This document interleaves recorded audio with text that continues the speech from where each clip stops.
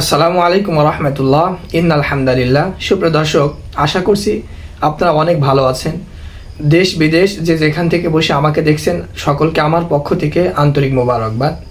দর্শক, এই ভিডিওতে আমাদের অনেক সময় রাত্রে বেলা ঘুম আসে না, অনেক সময় হয়ে যায় রাত 11টা 12টা 1টা বেজে যায়, তবুও কিন্তু আমরা ঘুম আনতে পারি না। তো ঘুম কিন্তু আসলে আল্লাহর পক্ষ থেকে একটি নিয়ামত। যদি আপনি ঘুম না আসে, আপনি জোর করে কিন্তু নিয়ে আসতে পারবেন না। আল্লাহর পক্ষ থেকে একটি অনেক বড় নিয়ামত হলো ঘুম। তো এই ঘুম আনার জন্য আজকে একটি আমল বলে দিব, খুবই পরীক্ষিত আমল। যদি আপনি আমলটি করেন, ইনশাল্লাহ আশা করা যায় আপনার ঘুম আসবে। আপনার যদি আল্লাহর প্রতি তাওয়াক্কুল থাকে, বিশ্বাস থাকে, কোরআনের প্রতি ভালোবাসা থাকে, এই আমলটি আপনি করে দেখতে পারেন, ইনশাল্লাহ কাজ হবে, রাত্রেবেলা আপনার ঘুম আসবে। তো দর্শক, সে আমলটি আমি আপনাদের কাছে আমলের প্রসেসটা বলি, কোন আয়াত আপনাকে পড়তে হবে সেটি বলছি, আপনারা মনোযোগ সহকারে শোনেন। যদি ভিডিওতে নতুন হয়ে থাকেন, অবশ্যই ভিডিওতে একটি লাইক দিয়ে সাবস্ক্রাইব করে, যদি পেজে দেখেন পেজটা ফলো করে আমাদের সাথেই থাকবেন। তো দর্শক, চলুন আমরা সে আমলটির প্রসেস জেনে নিই। এই ক্ষেত্রে একটি আয়াত আছে, খুবই প্রসিদ্ধ আয়াত, আপনারা সকলেই কিন্তু আয়াতটি শুনেছেন।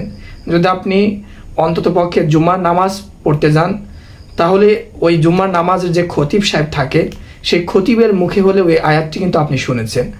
আয়াতটি হচ্ছে, ইন্নাল্লাহা ওয়া মালাইকাতাহু ইউসাল্লুনা আলান নাবী ইয়া আইয়ুহাল্লাযীনা আমানু সাল্লু আলাইহি ওয়া সাল্লিমু তাসলিমা। আমি আবার আয়াতটি বলি, ইন্নাল্লাহা ওয়া মালাইকাতাহু ইউসাল্লুনা আলান নাবী ইয়া আইয়ুহাল্লাযীনা আমানু সাল্লু আলাইহি ওয়া সাল্লিমু তাসলিমা। দর্শক, এটি হলো আয়াত। আশা করা যায় আপনি আয়াতটি আগেও শুনেছেন।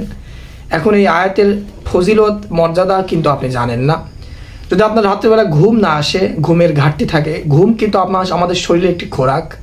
যদি ঘুম না আসে, অনেক সময় শরীরের ব্যাঘাত ঘটে, শরীরটা খারাপ, স্বাস্থ্য খারাপের দিকে যায়।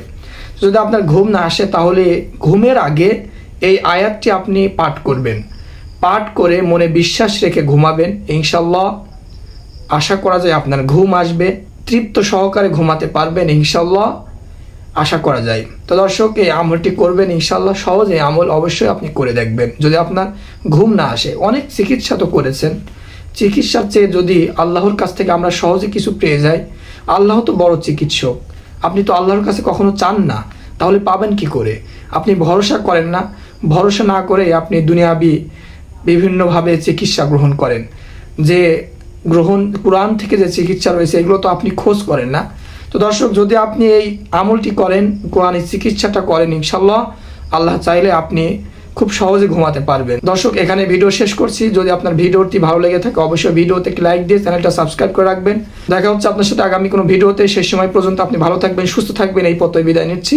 আসসালামু আলাইকুম ওয়া রাহমাতুল্লাহ।